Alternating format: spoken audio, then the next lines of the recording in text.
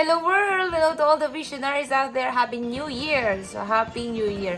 Happy 2023! So I'm so excited to share this video. Why I will share this and bakit ito yung first upload for the whole year. Because this is my aspiration why I do business. Because I want to be available always to the vision. So it's all about the vision in this video today. I just want to share to you what is the theme of the vision this year and a little encouragement, of course, because I have an intention or an intent, no? Meron talaga akong intentional na gustong gawin ngayon sa business, sa family, sa aking ministry, and everything in all aspect of my life. That is one of the intention na gusto kong i-share sa'yo. But I want you to be excited because the whole year, no, kailangan talaga excited ka to face all the challenges, all the breakthroughs, no, lahat ng mga fears and mga obstacles, you need to face it. And you need to have this kind of remo words. Yan. So, let's dive into our video. Are you excited? So, let's go!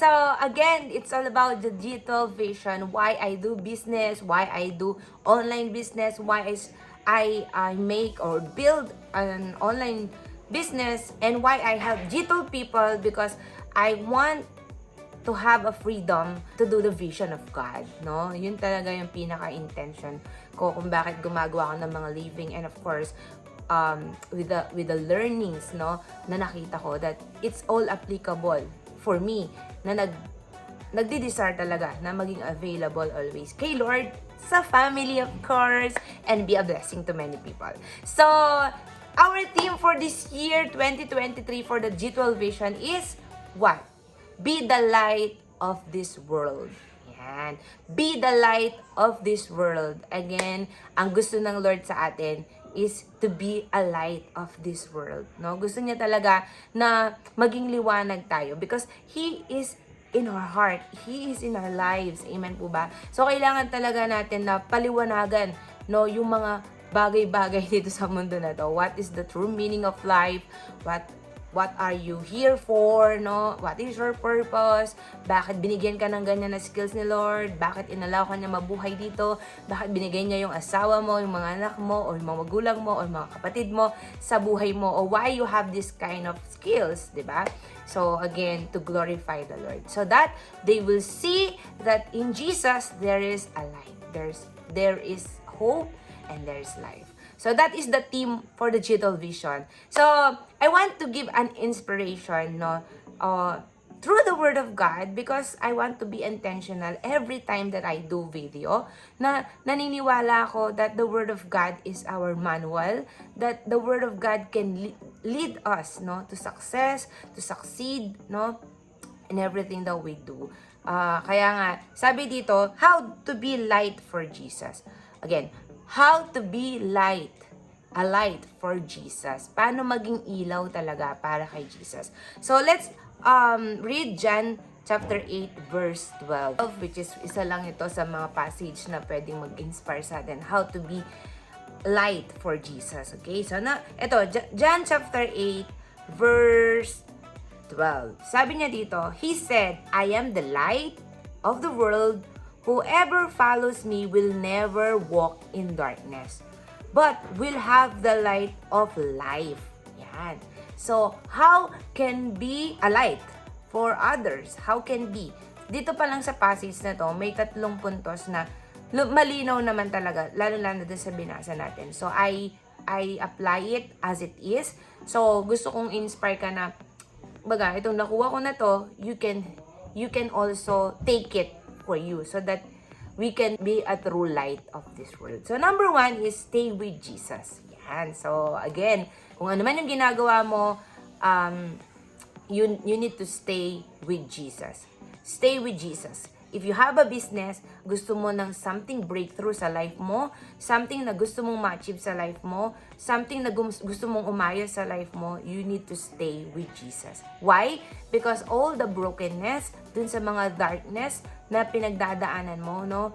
If you will stay with Jesus, you will surely have light.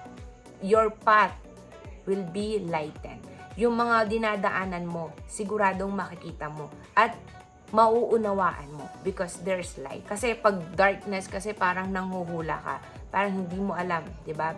But if you have Jesus, there is always an ending. There is always a big picture of ending na you will be surely successful and succeed in everything that you do. Why?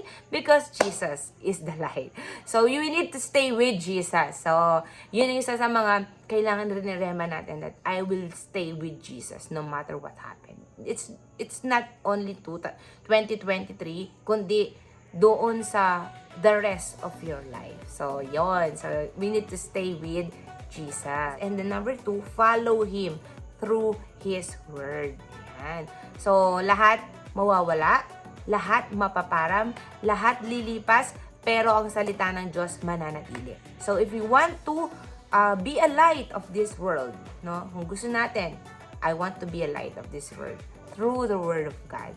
So, paano? Again, a Word of God is our manual and it always updated kahit ilang taon pa yung dumaan. Kahit 1,000 years, 10,000 years, sabi nga ng anak ko, zillion years, no? Kahit ilang years pa, pag inalaw ni Lord, it's all applicable.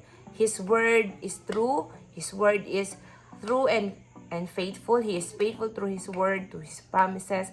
Kaya nga, let's follow Jesus through His Word. So again, ito'y kasama dun. Siyempre, how can we follow God through His Word?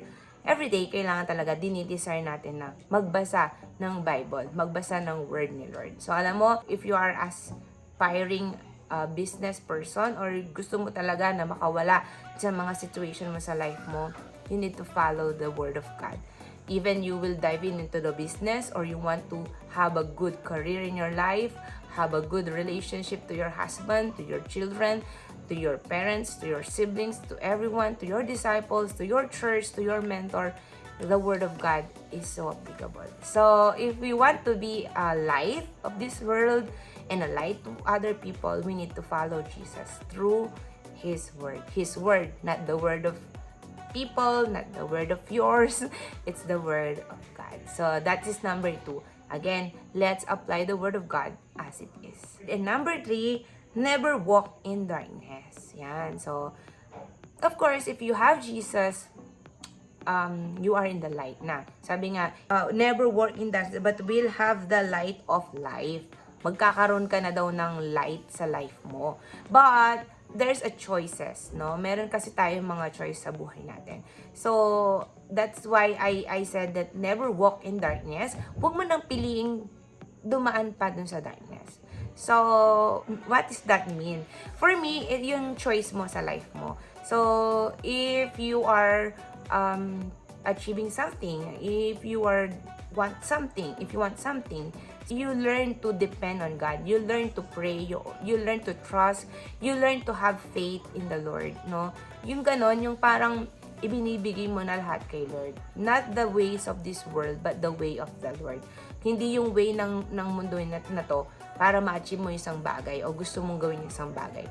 But the way of the Lord wants. So, that is never walking in darkness. Kasi kapag sumusunod ka pa rin sa gusto mo, sa gusto ng mundo na to, sa mga ninanasa ng mundong ito, no? I think it can lead you to darkness. But if you will walk with Jesus, no? Yan, you will never walk in darkness because you have Jesus forever. Because He is the light.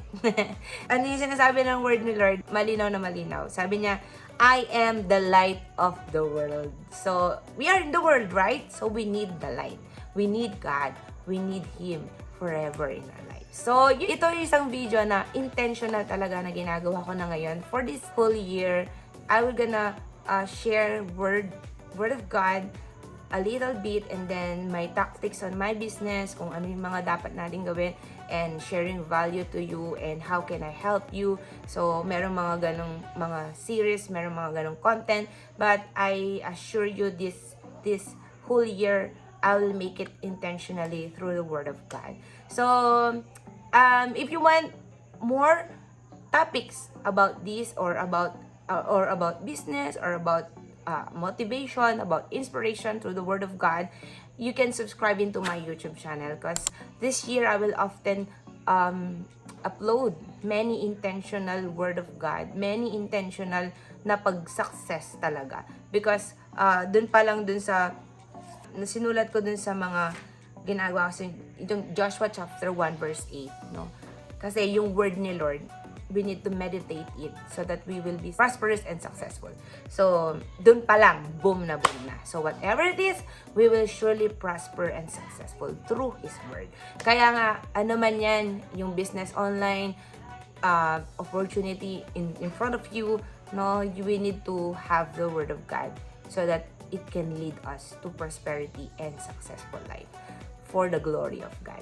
So, yun lang, and I hope it inspire you, motivate you, encourage you, no, dun sa mga gusto mong gawin, and of course, sa business, and of course, sa mga gusto mong i-achieve sa life mo.